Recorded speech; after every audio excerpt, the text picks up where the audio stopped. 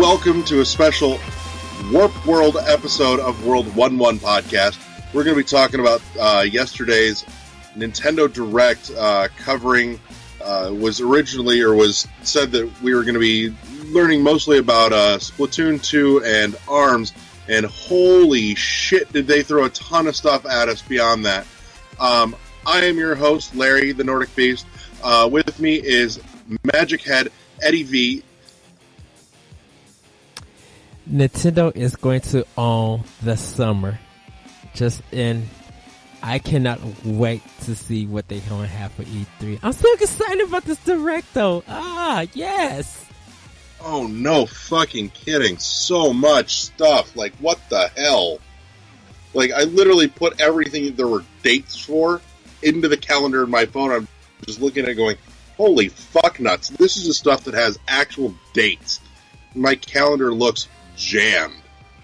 Like, April, May, June, July. They've got dates on stuff all the way as far as fucking August. And it's fucking packed. Like, there's stuff that they talked about just yesterday that is plenty to keep you busy on your 3DS and or Switch for months. And not to mention other stuff that's coming, that they haven't put dates on yet. And that's not even including the Nindie Direct that they did last month in March. So there's more games coming, more content coming. Oh, absolutely. There's a ton of stuff. So that being said, let's jump into this hot shit. I just want to rapid fire down the list real quick before we dig into details here. Just to, look at it and go, holy crap, this is everything they hit on. From start to finish, we've got Hey Pikmin, we've got Ever Oasis, there's Monster Hunter Stories, Yokai Watch 2, Psychic Spectres, Cold Scepter Volt, RPG Maker Fest, Miitopia, Fire Emblem Shadows of Valentia, Kirby Clash Deluxe, Kirby's Blowout Blast, an untitled Kirby game, Bye Bye Box Boy, the Zelda Amiibo, Wave 2, the final Smash Amiibo, and then jumping over to the Switch, we've got ARMS, the new ARMS Yellow Joy-Con, as well as the Joy-Con AA Battery Pack, Mario Kart 8 Deluxe, Ultra Street Fighter 2, Minecraft Switch Edition.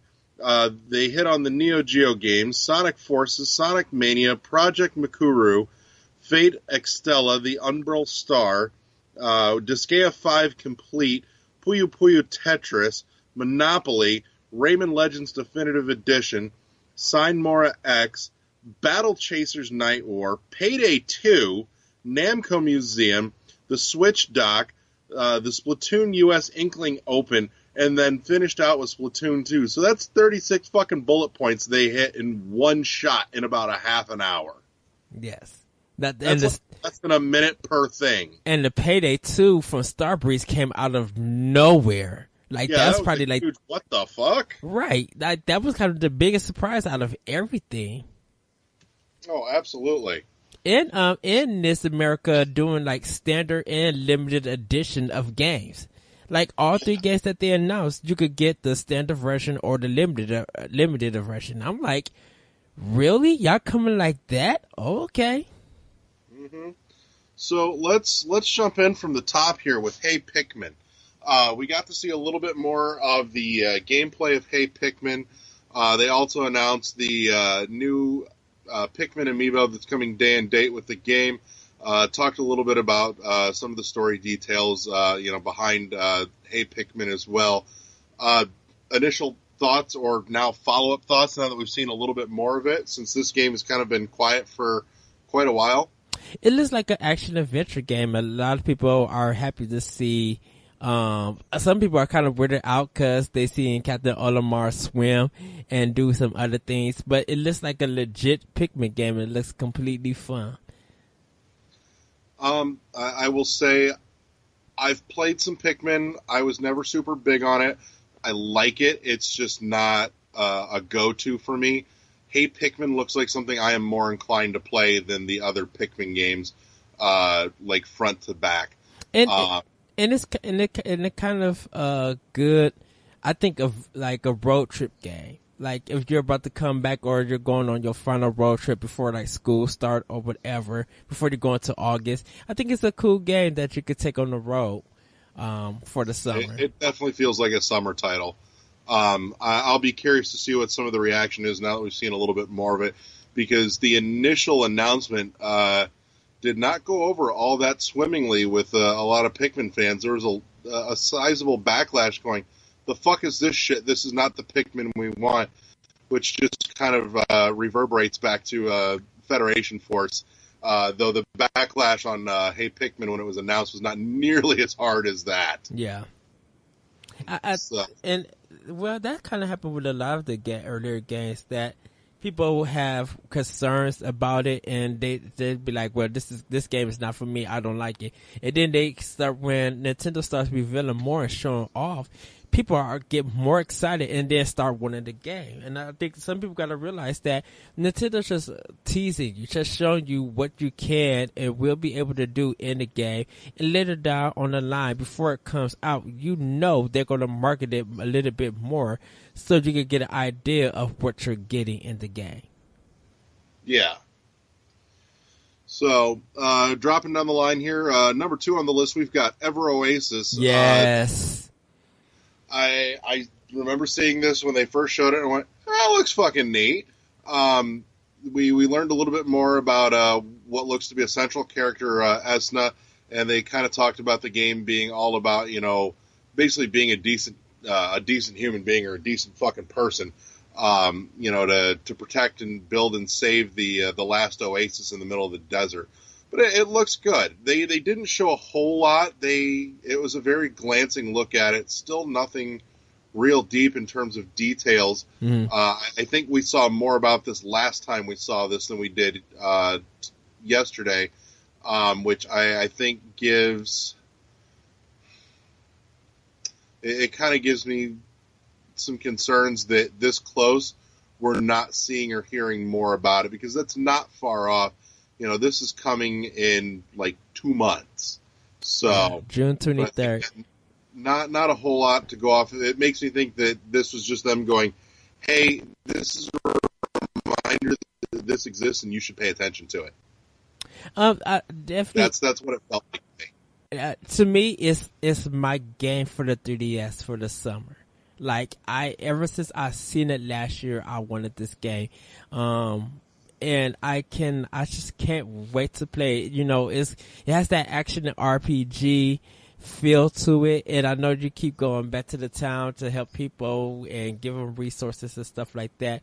But I'm looking forward to it. I want that top-down action RPG feeling again, and I feel like Ever Oasis is going to give it to me. Now, regardless if it's a good or a decent game, I'm really impressed about the game just in general, that I'm getting something that I miss.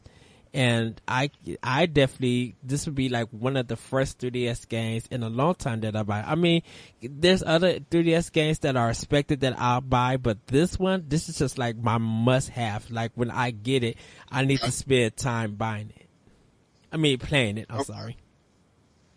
No, right on. I figured that's where you were going with that, but I wasn't going to bust your balls too hard for that. Then we've got Monster Hunter Stories coming in fall of 2017. This one is going to be both, it looks like, physical and digital release. Kind of breaking from the traditional Monster Hunter formula for something with a little bit more of a story foundation, it looks like. So they didn't go, they didn't go real deep on this, which honestly, they didn't go real deep on a lot of things, just given how much information they were presenting in a short span of time here. But, for those that love their Monster Hunter and want to delve a little more into that world and into that mythos, this looks like a good way to do it. I can definitely see, though, some people, some Monster Hunter fans looking at this going, yeah, it's not for me, because they play Monster Hunter to get that, that kind of Phantasy Star Online itch scratched, and it doesn't look to be that. So I'm sure Monster Hunter will probably see some new players, They'll probably grab some of the current Monster Hunter fans, and there's probably going to be a sect of current Monster Hunter fans that just feel a little left in the dark with this one. Well, I think when Square Enix, or when the trailer got leaked last year for Japan, everybody was just like, what is this? Why does this look beautiful? And why can I get it now? Like, people who were into Monster Hunter really wanted this game, and now that it's coming to everybody was just waiting to see if it was going to come to the West or not. And now that it's coming, hopefully, people who love Monster Hunter or love that turn-based RPG will dig into it, because it looks good, but it is out in Japan, and I kind of need to see what people think and what the reviews are. And they probably have some gameplay of the game on YouTube or something. But I can't wait to get into it, because I'm just like, Monster Hunter game that's considered like a traditional RPG, that might be interesting. That's gonna probably be kind of cool. And it looks light and funny, kind of a light-heart funny. And hopefully it's like a budget title, maybe $30 or... I don't see it coming in at 30. I suspect that's going to be a full 40 for that. Full 40. Well, if it has a lot of content and a lot of production value, yeah, I can see it. But we shall see. It looked new. Because that trailer just made me hype when it came out. Oh, hell yeah. No, it looks great. Plain and simple. Next down on the list, I wish I was Pokemon, but I'm not, so I'll settle for being Yokai Watch 2 Psychic Specters. It's more Yokai Watch. It's the definitive edition of Yokai Watch 2, which is basically the Pokemon Yellow equivalent of, Pokemon Red and Blue. They said they've got some new missions, some new bosses, and Psychic Specters that weren't in the original Yokai Watch 2 games. Other than that, I'm still of the opinion I could care less about Yokai Watch at this point. I think they're trying really hard to get it to take off the way Pokemon has, and it's still just not getting that traction. But they seem to keep their foot on the pedal, trying to do it anyways. That's coming out fall 2017. We'll see that both physical and digital. Anything worth adding on that? Not at this point. But I do look forward to picking it up. Eddie? I'm here. I do look forward to picking it up. I haven't played the regular Yokai Watch 2, but I do own the original Yokai Watch, and I kind of want to give this one a try. Hopefully, it's a really good game, because I missed part 2, which I need to pick one of those up. But this one I'm looking forward to. I'm gonna give it a try, and hopefully it's good. Okay. Next, we've got one that I'm actually personally really excited about, and it's going to sound strange that I am this Jones for it, because it's kind of a series that has never been big here in the States, but it's existed anyways, is Concept Revolt, coming for 3DS on August 29th, about a week and a half after my birthday, if anybody's interested. And that's Concept is a series they made mention celebrating its 20th anniversary. It's a hybrid of both board game and card game together.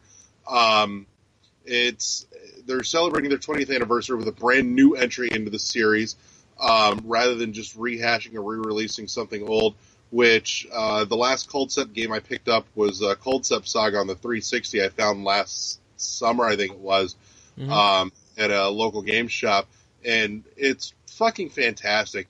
I was so jazzed to find it, because it's one that I had a demo for on the 360 for years and years. I love playing the demo, but I can never find a physical copy in a fucking store anywhere to buy. And when I found it, I'd like crap myself. I'm like, really? Because that game is like salty expensive online. So to have Concept Revolt on the 3DS to be able to pick up and go is going to be fantastic. I'm not going to lie. I'm kind of wishing that was a Switch game. Well, I've never played any of the Concept games, and the only card battle based game I ever played was YuGiOh. Some of them on PC. But this game looks interesting. But this game looks interesting. So I'm going to take a wait and approach to see it. I'm just going to see how well it reviews, get some initial reactions from people, and then if it looks interesting, if it's deep and they say it's easy to get to. Just get it. Coldcept is an amazing series. Just get it. I'm a save my judgment. I'm a wait. Just get it. Also, in addition, beyond the Coldcept Revolt coming, they're also releasing for the 20th anniversary a limited edition coming day and date with that as well. That'll be available for fans like us. I would be really stoked to have like a Steelbook 3DS game in my collection because I'm going to be honest, I'm not a Pokemon person, so I don't have that. Another one that actually has me kind of pumped, not to buy the game per se, but one of the features has me quite excited, is RPG Maker Fest. That's coming to the 3DS on June 27th this year. Looks like we're going to be seeing that both physical and digital. We have a new RPG Maker in the very long-running series, because Christ, that's been around since PlayStation 1 now. RPG Maker, lets you build and design your own RPGs. This is another one that's going to get a limited edition release as well, though I'm not entirely sure what they could possibly do to make me interested in that. Also, they announced, too, that for your RPG, you will have some Disgaea character skins available, which, hey, that's kind of neat. I don't think it's an uber selling point. I mean, unless you're a Disgaea fan and you want to make your own Disgaea story, I can kind of see the draw on that. But the part that's got me super fucking excited, though, is the RPG Maker player that you can download from the 3DS eShop, independently, free of charge. So, without owning the game RPG Maker, which you needed to do in order to play, an RPG that your friend made with RPG Maker, you can now just download the player. So if Eddie makes an awesome RPG game, and I haven't sprung $40 for RPG Maker Fest, I can download RPG Maker Player and just download his game and just play it. And that's fantastic, because I'm not the kind of person that wants to spend, 300 hours making a fucking full tilt RPG. But if somebody does and it's really good, I want to play it. And this is awesome for that. Like, I would love for Mario Maker to go this route. Sell Mario Maker to the insane, psychotic assholes that want to make levels all day long. Mm-hmm. And then just let me, make it like $5, $10 for a Maker player to just be able to play those levels. Or hell, even for like Mario Maker, a season, or a monthly pass kind of thing for like $5 a month to just have access to play all the stuff that's online. That'd be awesome. Yes. But RPG Maker here is even better on top of that by not charging for that shit at all. That is tons of free RPGs that you can play. But I wonder if it's going to have a limit on it. They didn't say anything, and it doesn't sound like it will.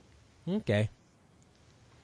So, coming down the line, a game I am far less interested in is Miitopia. Coming to the 3DS at some point this year. Looks to be both a digital and a full physical release as well. This is not one that they made mention is going to be slated specifically for the eShop, which I thought was curious because it feels like something it should be. We're looking at a new RPG all about the Miis, where the evil wizard has stolen the faces of everyone in town, and you have to go out and save face, haha, pun, and rescue everybody's faces. There are some neat mechanics here that I'm a little surprised that they went this far with it, but if you're going to make a full retail game out of it, you kind of have to. Things where the relationships between the Miis in your party getting along or arguing and hating each other will affect how they behave in battle. You also, if you get them to build up their friendships, you can get some extra abilities or some combo attacks between characters in game as well. So it's something that has some potential, but I'm not putting a lot of stock in it yet. It may come out and completely blow me away, but at this point, I don't know. Yeah, I'm just gonna wait for it.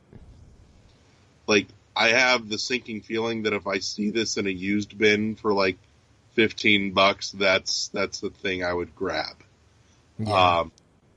But you never know. They may have poured some heart and soul into it, and it would be totally worth it. But so yeah. Next on the list of stuff that we got to see today, they touched briefly on Fire Emblem Shadows of Valentia coming to the 3DS, still with no date. Looking at both a physical and a digital release.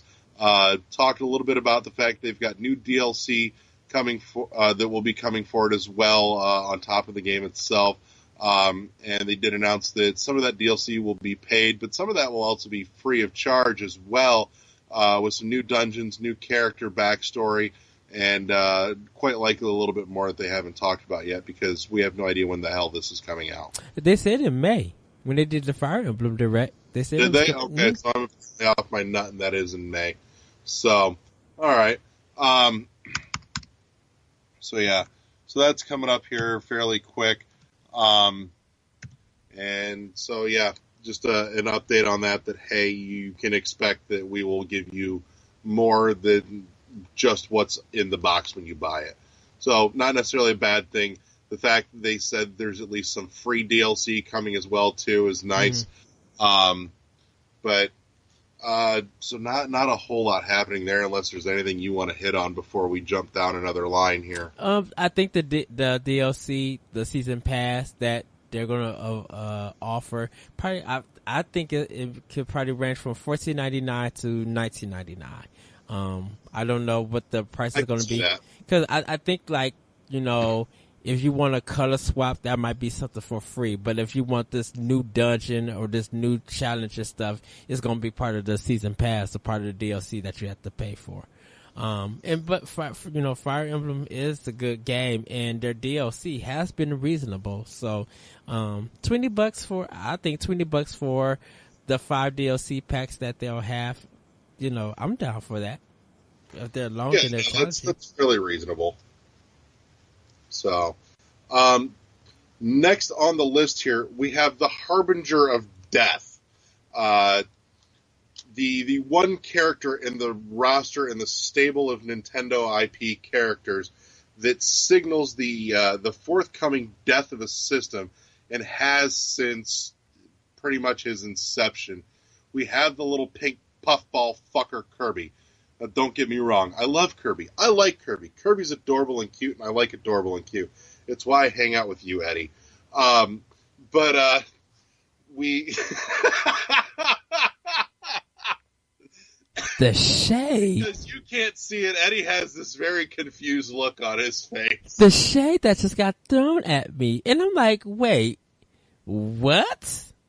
There is no shade. I just told you I like hanging out with you because you're cute and adorable. It's a compliment, asshole. You know what? I'm thinking of the little shade sound, the dude. That little horn thing. I'm like, the shade. Like, I literally turned my head and looked at my door like, did he just shade me? He's a sexy beast, but I love him. That's a full-on compliment. So, here we have Nintendo stepping up to the plate with the thing that they couldn't do for another important character for their 30th anniversary. Kirby celebrating his 20th anniversary of being pink, puffy, and adorable, with a slew of 3DS games coming, which I can't say is terribly unexpected, truthfully, because like I said, usually when the barrage of Kirby games starts coming out for any Nintendo system, it means it's coming to an end soon. But first on the list, we've got Team Kirby Clash Deluxe coming to the 3DS, and that shit is out right fucking now. It's like, that's a day and date announcement and game drop flying out of nowhere. Getting a digital release on the 3DS eShop.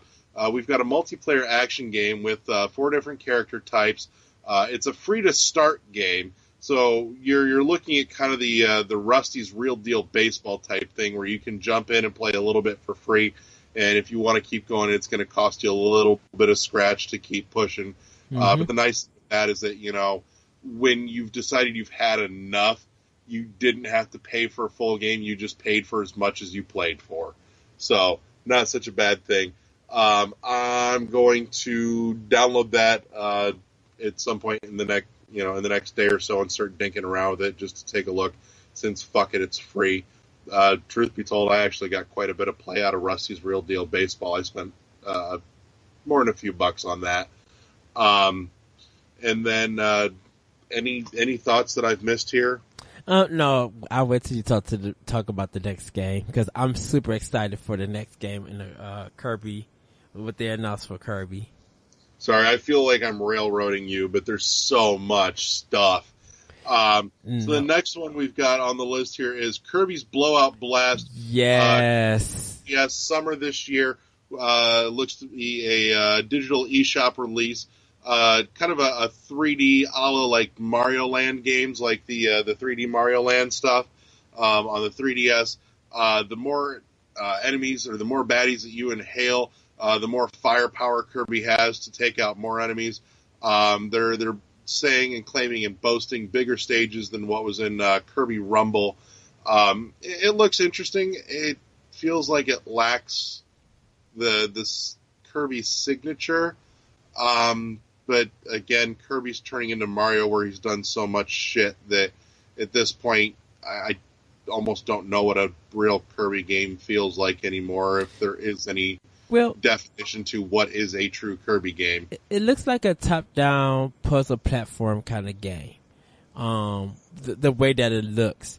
And what's making me excited about it is that you don't really steal... I mean, it kind of breaks the mold that you don't steal their powers. You just really suck enemies and throw them at them. So it feels like Yoshi, though.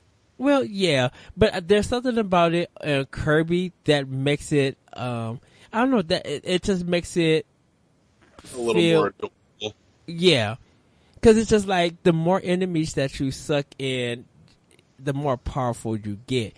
And the way that they were just showing it, it was just like, okay, this is a Kirby game that I could get behind, because now, I don't have to keep switching 15,000 powers to find which one works with me. 15,000 powers. I mean, that's fine for some people, but I'm like, that kind of gameplay, I feel like kind of needed a change. So that's why I say it looks like a puzzle game, like a top-down puzzle game, and getting the highest score. Because you're fighting to get bronze, silver, or platinum, or gold, I should say. So that tells me that there's got to be collectibles in the game within these 25 stages. And the gameplay just looks fun. I mean, it looks like it's going to be quick, fast, and easy to get through. Because I want to keep sucking enemies and just knock folks off the way. Blazing boom. Oh, goodness. I did it again. Move on to the next. Next has almost nothing to do with anything. We have an untitled Kirby game that's coming sometime holiday 2017 for the 3DS. Beyond that, we don't know a fucking thing. So I'm going to just skip right over it, and we'll go right down to the next one here, coming to the 3DS, and is out now, so that's another right now drop, is Bye Bye Box Boy, a digital release on the 3DS eShop here. Bye Bye Box Boy being the third and final game in the Box Boy series. Bye Bye Box Boy sporting some new stuff, new called Q Babies, that give Box Boy some new powers for a bigger variety of puzzles. In order to, give the developers a little more to play around with, to kind of push the brain teasers, to make your way through the stages. Also announced, too, that there will be some Amiibo costumes available. They showed some of the Kirby Amiibos. No word on if it's just limited to the Kirby stuff, or if there will be some costumes for the rest of the Amiibos. And for those that have save file data from previous Box Boy games, There's a couple of like little screen filters that you can put over the game to kind of make it look a little more Game Boyish, give it that monochromatic look. If that's a thing that tickles your fancy, it's neat for nostalgia purposes, I suppose. But I was a little sad to see that, or more specifically, to not see an announcement of the Boy Amiibo as well, because he's adorable. Yeah, I haven't played part 2 yet. I still need to get this, but I definitely want to get part 3 also. I hope in the future they kind of release a trilogy 3DS cart. I would love that. That's what I was going to say. Is I'm going to hold off on this in the hopes that we will see all 3 of them packed onto a 3DS cart with the Boy Amiibo in the package. Yeah, that would be nice. And I'll pay $40 for that. I'll pay the $39.99. Yeah, honestly, I think something like that maybe should come in at like $30, but with an Amiibo in there, maybe 40. I don't know. I'm a little mixed feelings on that. Excuse me as I die. So next thing they hit on is Wave 2 of the Zelda 30th Anniversary Amiibos. We've got those are going to be coming out on the 23rd of June. We've got Majora's Mask Link, sadly holding up the Goron mask rather than something awesome like the actual mask from the title for there. The Goron mask just looks a little underwhelming in that Amiibo.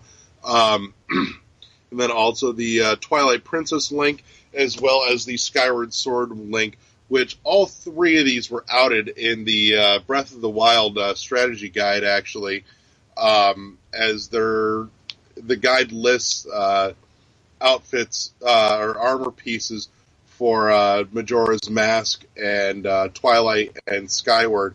It says it unlocks with Amiibos, but no Amiibos were unlocking it, so we all kind of looked at it and went, yeah, that's going to be coming here real soon.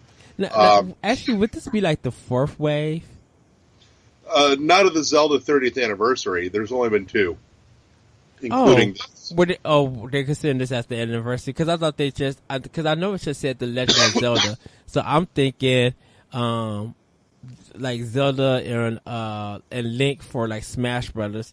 And then Wind Waker was the next one. And then when they did the Wolf Amiibo, the double pack of the Toon Princess, like that last Amiibo that came out, and then the Breath of the Wild Amiibo. I'm thinking like that one. Breath of the Wild isn't part of the 30th anniversary line, though. That's part of the Breath line. Okay, so it's okay. That I was just thinking like with this being Wave 4 because it's just Zelda. Oh, okay. So, which is kind of understandable because they all have the exact same base. But, and next one to hit on the list here is coming on the 21st of July. We have the final 3 Smash Amiibo that we've all been waiting for, which has now been like 2 fucking years. But we finally have Cloudcorn and Bayonetta coming out, and they're also releasing with alternate Amiibos as well. So there's going to be 2 of each of them, different costumes and poses for each one here. And the alternates, it sounds like, will be available in select retailers, so not everywhere. But it sounds like the standard, though, will be in all the retailers. So yeah, way to take your sweet fucking time with that, Nintendo. But for the completionists out there, this is a great big sigh of relief. You can finally put the kibosh and end your fucking Smash collection.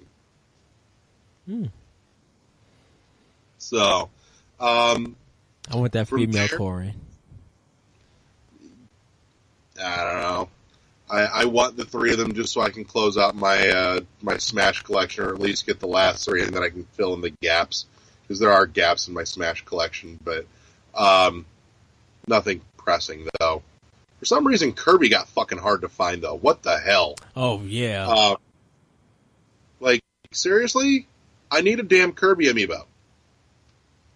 So, anyways, from there we get into the Switch stuff. of yesterday's Nintendo Direct. The first one they showed was the one of the two that we knew we were going to be seeing a lot more on, and that is ARMS, which is coming out for the Switch. We now have a date of June 16th, coming out both physical and digital. We saw a ton of new stuff for Switch for ARMS here, and I got to say I had some doubts on ARMS initially. Just looking at it, going, I don't know if this is a game that's going to really justify the full retail price at $60. But seeing what I saw, I'm definitely a lot more convinced to take the dive on this. We saw, a brand new character announced because they definitely showed us. It sounds like most of the characters back at the Switch unveil and all the preview events, but we've got a new character, Min Min the Ramen Bomber, which sounds like it may have some racist undertones to it, but I'm too busy giggling at the name the Ramen Bomber. It makes me happy.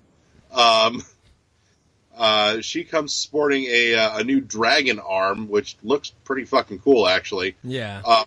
We got a deeper look at the combat, as well as seeing several types of arms that you can outfit your fighter with. Each arm having an elemental attribute that triggers when charged, with a total of 7 different elemental attributes. Also was revealed or shown the Get Arms service, where you're playing at least one and probably several different mini games in order to earn some in-game scratch to trade in to unlock new arms. And at least from what we saw in the Direct, there is at least 11 arms that they showed, listing that there were more beyond that as well, and that each character can actually utilize any combination of the arms that you have unlocked. Like there aren't arms that any one character can't have.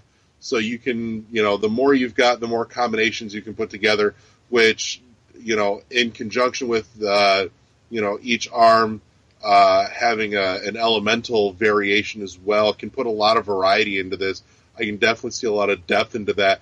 And on top of that, showing now, too, that each character has some specific traits and abilities as well, can really play and build on that. And I'm looking at this now going, okay, there's a fair bit of depth into this.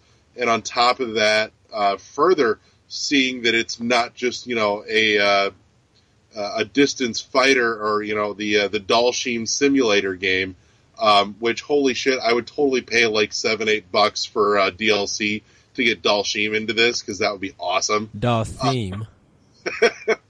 What? Dalshim, not Dalshim. Say it how I want. Shut up.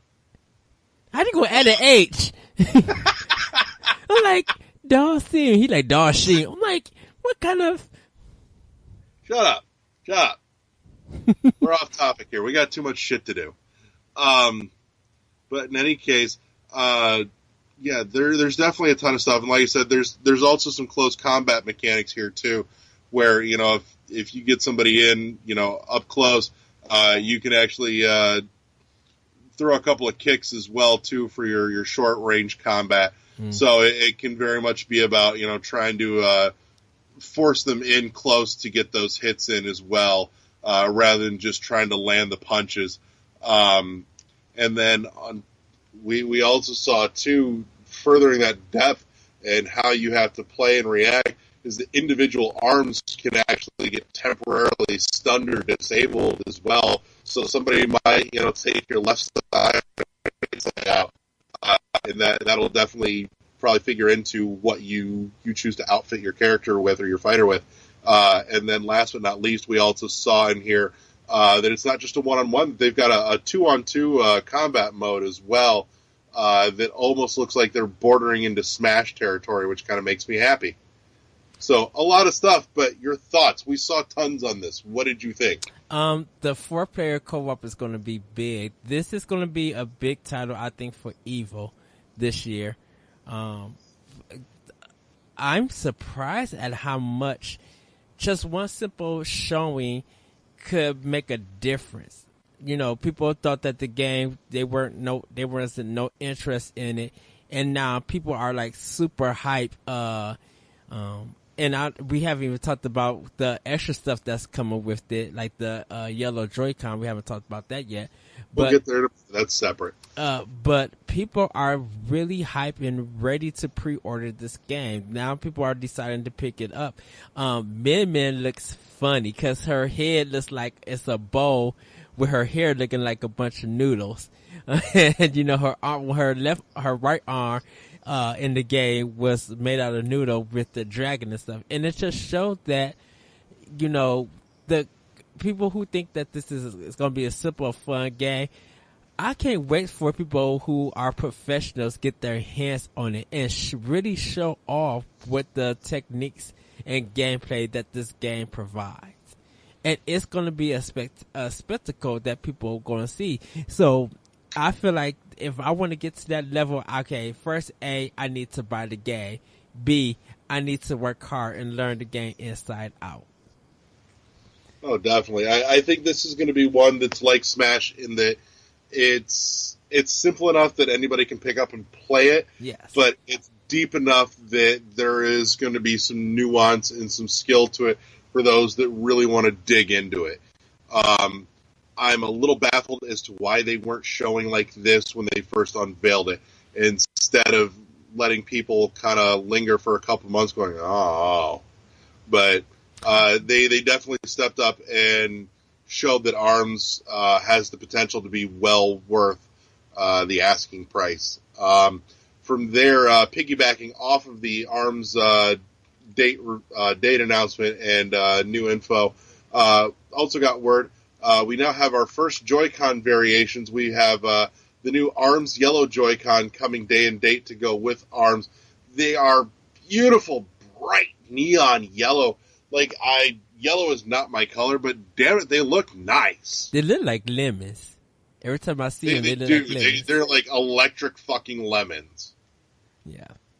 So they look pretty. Those are going to be coming at the standard, $80 for the left and right together, as well as if you really want the matching yellow shoulders for them. Though honestly, I think the black shoulders would look great on there.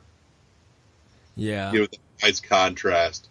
And then on top of that, we got a new accessory announcement here, the Joy-Con AA battery pack. So for those, that your Joy-Cons just don't last you long enough, the Joy-Con AA battery pack, each one has like 2 little AA's in it, and they snap onto the rails on the Joy-Cons to bump up the battery life on those suckers on the go. I can definitely see this being a thing for ARMS for, I don't know who the hell is going to have an extended play session so long that you're draining your Joy-Cons, because fuck me, those things go for like 20 hours before you've got to charge them. But the other side of that, too, is I can definitely see something just in terms of changing the size of the Joy-Cons when you're holding them individually to give it something a little more substantial to hang on to. I can see some merit in that. But, if you're going to make something like that, to adjust the grip size, you may as well add a little extra battery while you're at it. So there you go. And that's good. To me, that's good business for Duracell because they offer the rechargeable batteries. So, yeah. I mean, and even though you're paying a lot of money for them, at least you don't have to worry about buying packs of batteries. You could keep charging them as long as you want and keep playing on the go. So you don't have to worry about hooking it up or trying to use the adapter to the Switch to charge them. The nice thing too is that when it's undocked, the Switch won't charge your Joy-Cons, and so if you're dead, and even if instead of a rechargeable battery pack, these things run off of a couple of AA's, you can just grab some fresh AA's, snap them in, and you've got power again for your controllers. So yeah, but the rechargeable is cheaper. You just keep recharging them bucks and getting it on. That's how I play my Xbox One. I was just like, I'm not buying 10,000 AA batteries. Let me get that rechargeable battery right now. Yeah. So, next on the line here, looking at Mario Kart 8 Deluxe, which is right around the corner, coming out on March 28th. April 28th. April 20. God, it is April. Shut up. I love you. Shut up. So, and that's getting both, physical and digital release. You've got, the race and the battle mode all online. You've got new characters in here. All racers and tracks are unlocked from the start. So as soon as you pop that into your system, you've got access to everything. We've also got a tournament mode, as well as Nintendo hosting their own organized tournaments as well online. So that's a thing that we've all known about, and most of us are probably getting because Mario Kart 8 was fucking awesome. Yes. So Mario Kart 8 Deluxe can only be better at this point because they gave us the one thing that we bitched about.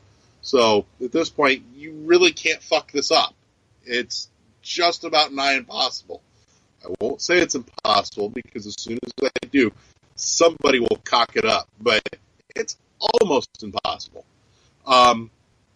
Anything you saw there that you want to hit on? Because I feel like we've probably drolled on Mario Kart 8 enough in the past.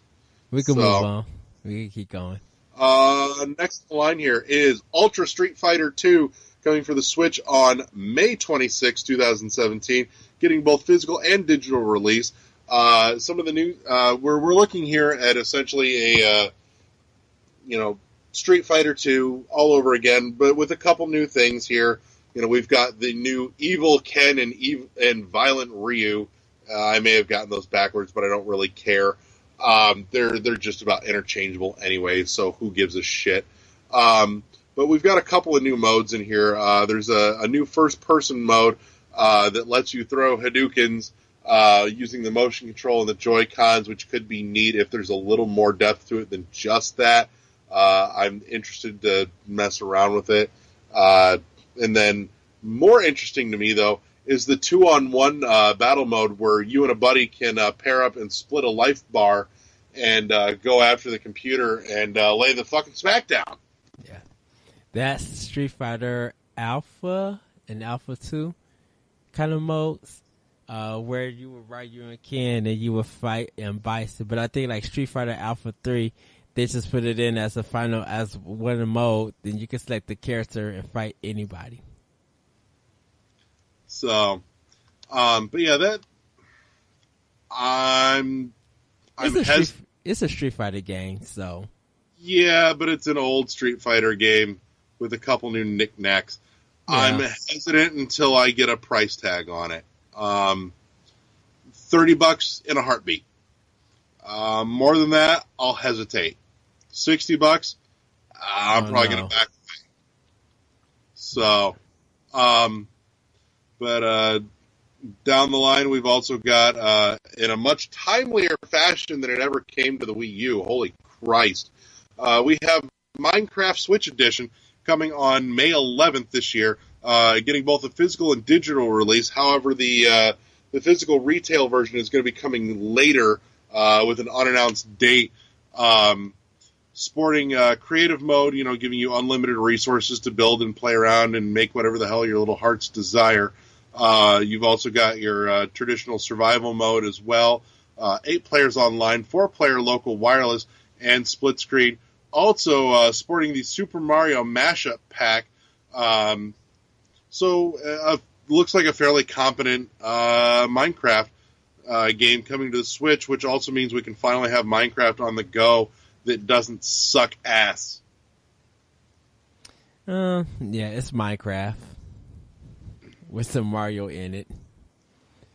There's nothing wrong with that. I mean, don't get me wrong, Minecraft isn't my bag, but I think part of that too is that, being tethered to a screen, to a TV for that. Yeah. Versus that's something I could totally see being great sitting in the car on a 3-hour road trip. That I could just, fiddle around with for a little while. So, yeah, it's Minecraft. Next, they took a couple minutes. They took a minute or so to talk about the YuGiOh games that are up on the eShop. Not a lot of anything there news-wise. Just going, hey, YuGiOh games, they're a thing. They're here. Pay attention to us. Which I'm still baffled as to why we're pumping out YuGiOh games onto the eShop instead of working on a virtual console proper. But I'm sure that will forever be one of the universe's great mysteries, and I will never have the answer to.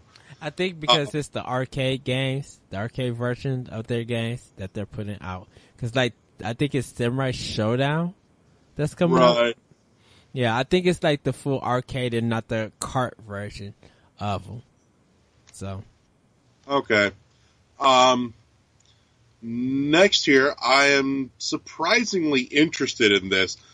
We've got Sonic Forces coming to the Switch holiday this year, getting both physical and digital release, sporting a brand new trailer with a giant Eggman robot that actually looks really fucking cool.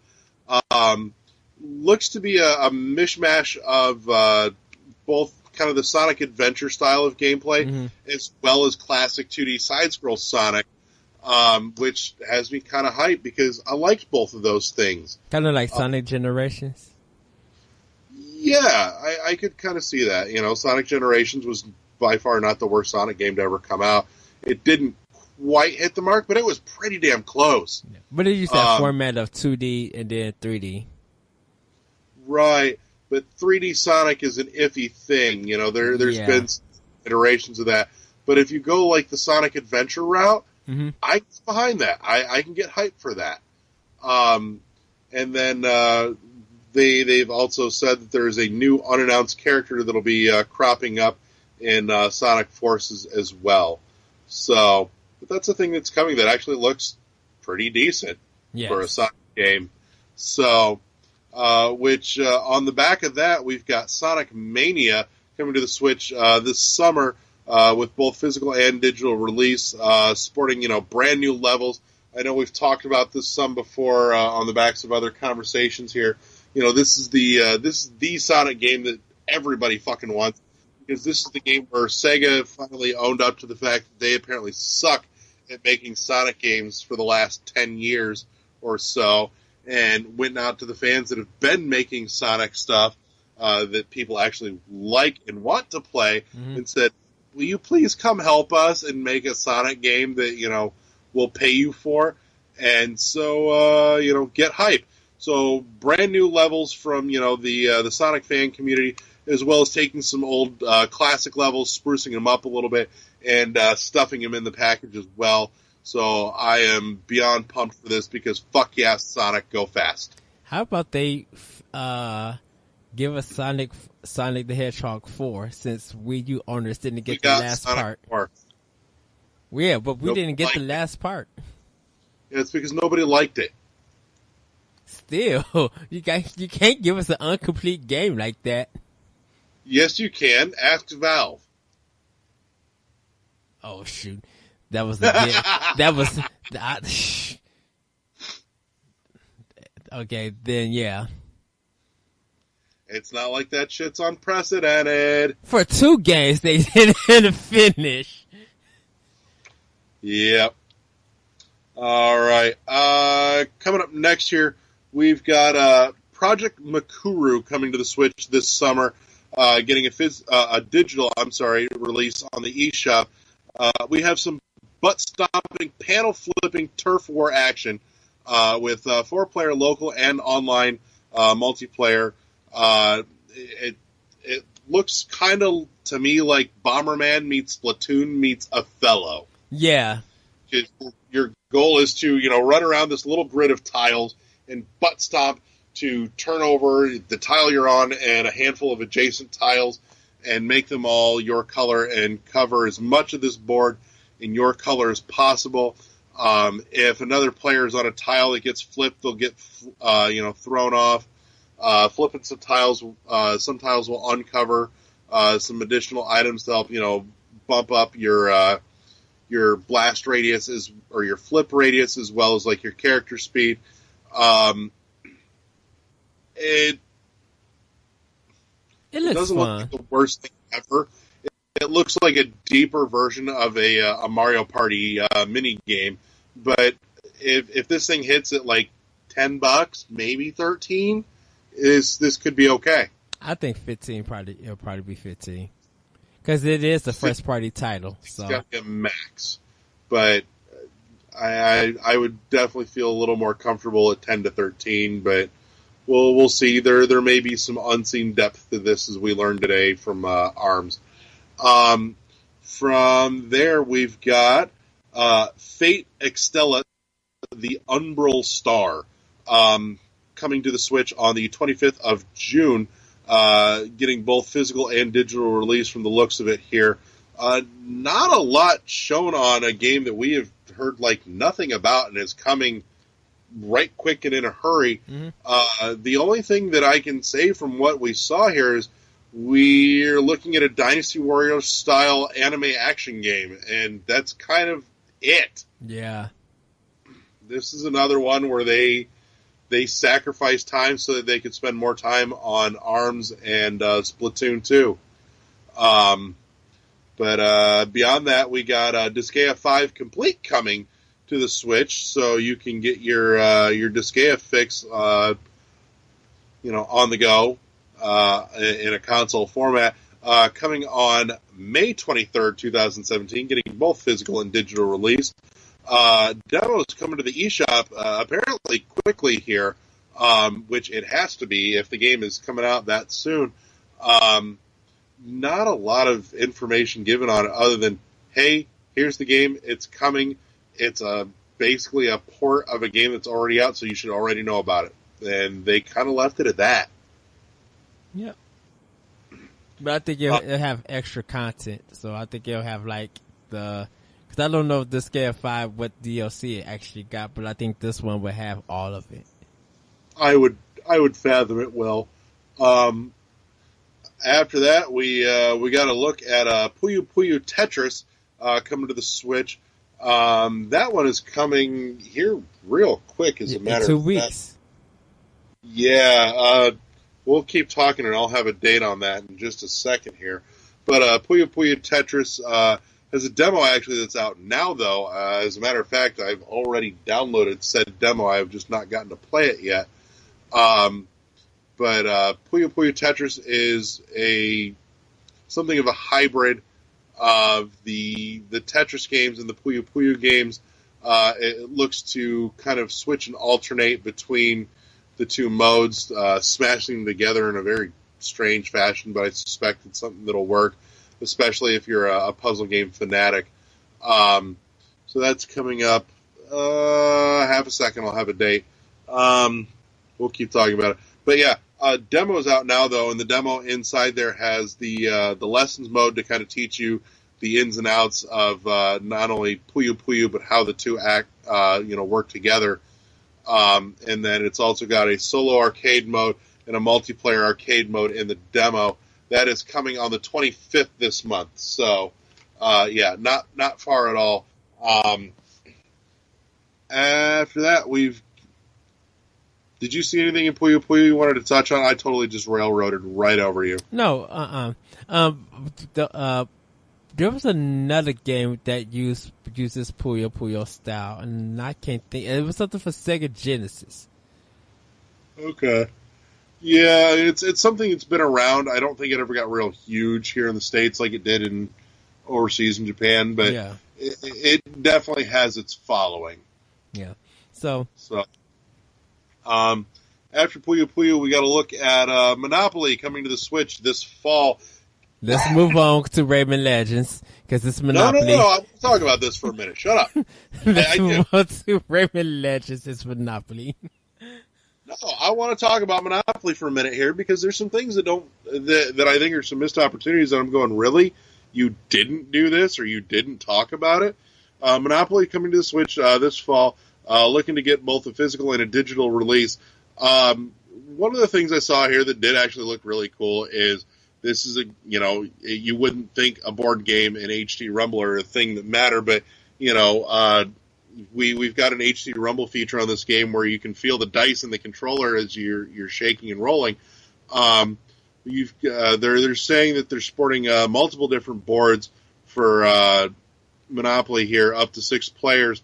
The one thing that I'm curious about is that, there have been so many iterations of Monopoly that they didn't talk about what other boards are there, and I am going to be absolutely bamboozled if we don't see like some DLC where you can download, some Nintendo-themed boards or some of the others.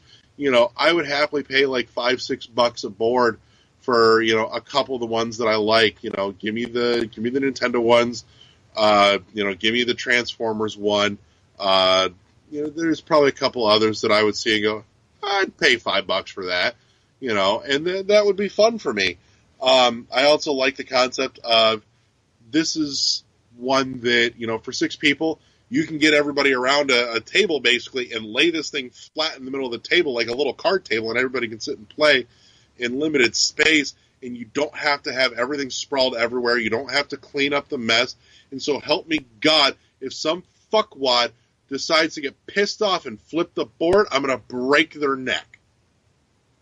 Because that board is my expensive $300 Switch console, so fuck you. No, that's just the controller and move on. And cut. So, those controllers are still expensive too, so meh. But yeah, down the line, because Eddie wants to roll right over it here, we have Rayman Legends Definitive Edition at some time in 2017, looking to get both physical and digital release. We've got both local and we've got local co-op here, as well as they didn't call a whole lot of attention to it, but if you pay close attention to that direct video, you will see Raymond and friends running around in some awesome Mario costumes. Yes. So, Rayman Legends was a huge winner for me. I love and adore both Origins and Legends. I like the Rayman series as a whole. I am on board with this. I am get hype. Yeah, I'm double dipping for this one. I gotta have this one. I am too. So, after that, we got to look at Cine Mora X coming to the Switch this summer. Looking to be a digital release on the eShop for the Switch here. This is a port of a bullet hell shooter that came from Grasshopper Manufacturers, which for those that are not familiar, Grasshopper Manufacturers is the company put together by Suda51, the man behind Killer 7 and every other batshit insane game you've ever played. No More Heroes 3? We're looking at a game that got some mixed reviews when it originally released, or mixed reviews at best. But it is sporting both a local co-op and a versus mode. And it looks pretty. For a digital-only game, I can't see this being more than $20 max. I'd hope for 15. Mm-hmm. And at $15, I'm always happy to invest in a new bullet hell game because, that's a thing that there needs to be more of again these days. I'm going with $10. I hopefully $10 because if they go 10, they'll sell more copies. They will, but I don't know that they're going to go that low.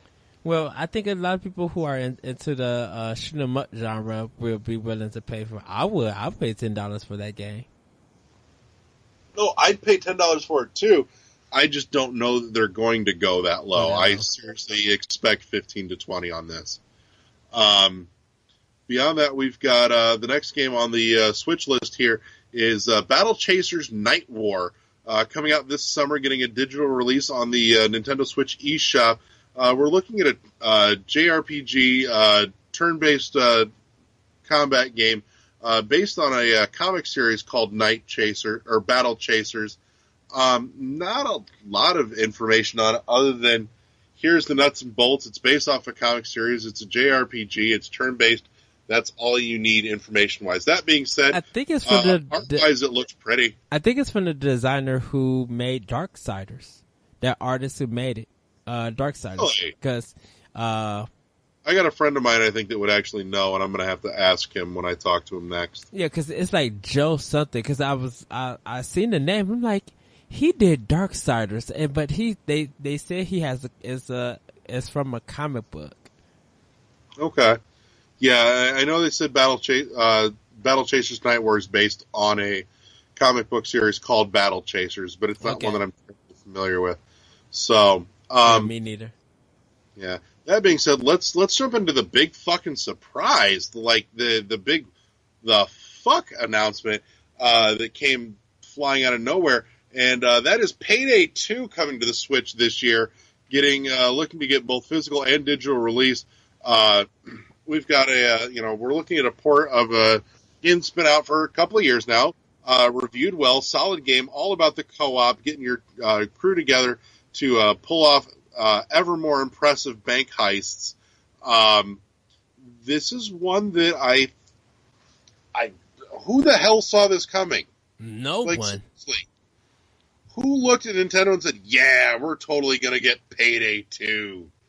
And honestly, I'm perfectly okay with this. I think it shows that somebody here is taking the first step, aside from Bethesda with Elder Scrolls, with Skyrim coming this fall, saying that we believe that there's an older audience on here that will appreciate some of the grittier, more mature content that we can provide, and we will bring it and see how it sells. And I think that between this and Skyrim, the sales numbers are going to be extremely important for the future of the Switch in terms of what kind of content we see on the system. Well, hopefully they fix some problems and they market this game well. Just like, even though they did put in the Nintendo Direct and people are kind of surprised and hyped about it, or like they can't believe they did it, now it's going to be up to Starbreeze. I'm like, you guys got to market this game so that Nintendo players will want it, because even though it did well, not many people bought it. Yeah, I mean, it's got its following, and it's a solid game. Yeah. It's not perfect by any means, but it is a solid game. And the ability to pick this up and take this on the go, I think, has a big draw to it too. But I am very hopeful for this to do well, because like I said, I think that the sales of Payday 2 and Skyrim this year are going to be very telling in terms of the future of big third-party stuff like this on the Switch in years to come, as to whether or not we get more of it. So, but that's my suspicion. Next we have fucking Namco Museum, because this game is like herpes and every console seems to fucking get it. Yeah. It's nice that they're allowing people to play horizontal or vertical on this. So, yeah. I mean, that's a cool feature for it. Yeah, Namco Museum coming to the Switch this summer, coming digitally on the Switch eShop. Some of the games that they did show for sure that are going to be in there is going to be Pac-Man, Galaga, Splatterhouse, Rolling Thunder, Sky Kid, Tank Force, Dig Dug, and Tower of Draga. My guess is, I hope to God this is no more than $13, because anything more than that is fucking highway robbery for this shite. It'll probably be like $20, like a budget title. Ugh, vomit. Which this is a cue for Treasure. Put Ikaruga on this Switch. If they could do the game of Bandai Namco could do horizontal and vertical, you guys could do a $10 port of Ikaruga. Do it. Make it happen. I don't even care if I can make it vertical. I just want Ikaruga on the go, because God damn, it's pretty. In any case, next thing that we hit on here, getting towards the end, thank Christ, we have the Switch dock going to be coming to retailers finally. Though it's not really a complete package.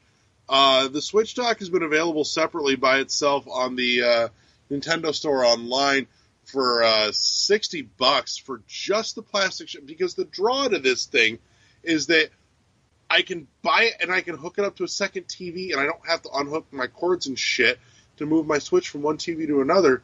But you buy this, there's no fucking cords in it. You've still got to buy an AC adapter and another HDMI cable for this. Whose brilliant fucking idea was this? For $60, the cord should be in it. I don't care. There is nothing in that dock that merits $60 without the cords. This should be a max of 60 with the cords. Because I'm sorry, you're selling me a plastic shell for 60 bones. That's bullcrap. But it's about fucking time they got on it and at least put this in the store. Because if I can buy it in the store, I can begrudgingly pick up an extra AC adapter and an extra HDMI cord. Well, or just use your Wii U HDMI cord if you're not using it. No, I do use that. The point is, I should be able to grab a Switch dock off the shelf at the store, and that's all I should have to grab. Everything that it needs should be in the fucking box, and it's not. Shoot, people probably got like extra HDMI cords. So they probably not worried about that. The AC adapter, that's those are kind salty. Those are like $30. Are they? Is it the USB-C? Yeah. Is it the same as the one that comes with the Switch? Yep. Okay. Because I didn't know if they came looking differently. So yeah, that's an announcement. That's a thing. Those are coming into stores on the 19th of May. So coming around next month. And they are limited. So you have to pre-order or not pre-order right now. I'm sure this will continue on. There's no way that they don't make this a regular thing that they continue to ship out. True. It doesn't make any sense to not do it. From there, we got two last things to hit on, and then we'll call it a day. We've got the Splatoon US Inkling Open happening on the 22nd this month, so just around the corner. So fire up the Wii U, brush off the rust, and check it out here. That's being hosted by Battlefy. Some of the winners or some of the prizes here, they're talking trips to E3, where you can fucking hang out with me because I'm going to be there. What? Sign up for that on battlefy.com/Splatoon. That is Battlefy, BATTLEFY.com/Splatoon. This is an 18 and up contest, so for all you underage people that shouldn't be listening to my fucking show anyways, because I'm a horrible person, and I say terribly inappropriate things that if you're under the age of 18 and you hear me say it could get me arrested, get the hell off my show and you can't enter this contest. Fuck you. Last but not least, Eddie's just shaking his head in disappointment. You're a party to this too. You're involved, co-conspirator.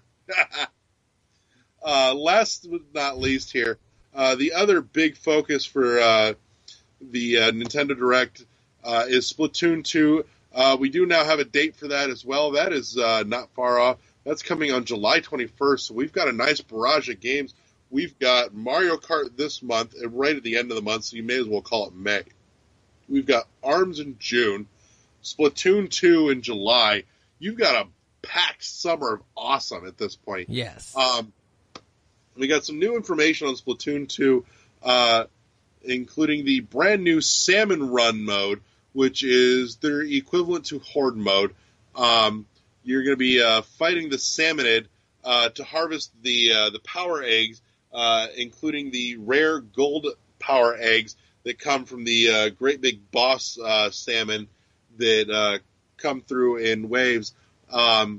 You've got some special new stuff here, mechanics-wise, for Splatoon, where if one of your teammates goes down, if you can get to them, you can actually revive them and bring them back into the game so that they're not permanently out, help keep the fight going. And then some of the encouragement for actually getting involved and spending some time with this mode is you can take those power eggs back to Inkopolis and trade them in for some sweet goods. We're We're also looking at a new series of Splatoon Amiibos, which honestly I'm not that impressed with because they are not that much different from the Splatoon Amiibos that came out with the first game. We have another Inkling Boy and an Inkling Girl and an Inkling Squid that are, for the most part, just different colors. The boy and the girl have different clothes and hair, but whoop-de-doo. I mean, they just look more detailed than the first one, I think. Like with the ink and stuff. But I don't know that it's enough to make me jump on board. I still want the Squid Sisters ones because those are cool as shit. But the new 3-pack for Splatoon 2 does not excite me. That being said, though, they did talk a little bit about the Amiibo functionality that lets you save your outfits and loadouts onto the Amiibo. So that way, if you're going over to somebody's house to play, you can take that with you and just scan it in and load up your shit. Anything that you want to hit on with Splatoon 2 before we close this shit show out? The 7 one looks fun. I can't wait to when I get my Switch to play that game and do the 7 one with you guys and see how far we could get. Hell yeah. All night, baby. All night. So, other than that, that's kind of it. We've covered a whole hell of a lot of information in about an hour's time. Yep. So, yeah, that's it. That was the most recent Nintendo Direct. Holy shit, we've got a lot of games coming out. Most of them actually look pretty exciting. Definitely way more pumped for ARMS now than I was before Splatoon 2. I was already excited. Now I'm still excited, I guess. But yeah. So other than that, guys, we're going to catch you again on Monday. No, Tuesday, because this weekend is Easter. My bad. So we're going to be recording Monday night instead of our usual Sunday, and we will get the latest batch of this nonsense up on Tuesday for you. So we'll be back in about half a week, and hope you guys all have a fantastic weekend, a happy and a safe Easter or spring solstice holiday with family, friends, doing whatever you do. Yes. So, yeah.